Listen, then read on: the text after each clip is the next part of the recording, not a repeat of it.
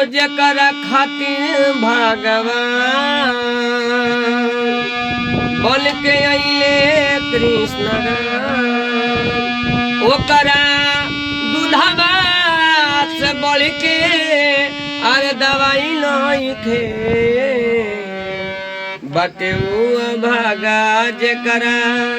माई नहीं खे बटेऊ भागा जकरा अरे माई नहीं के दूध भात मुँह में खियावे चंदा मामा के देखा के छोटिया चया पाला लगाई हरा आफत से बचा के ओकरा दूधवा से बढ़ के अरे दवाई नहीं खे बटेऊ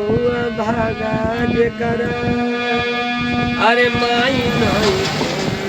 खे बटेऊ भागा जकरा अरे माई नहीं खे जकरा खातिर भगवान बोल के अइले कृष्ण राम ओकरा दूधवा से बढ़ के अरे दवाई नहीं खे बटेऊ जकरा माई नहीं खे 5 रुपए पिया ला का हो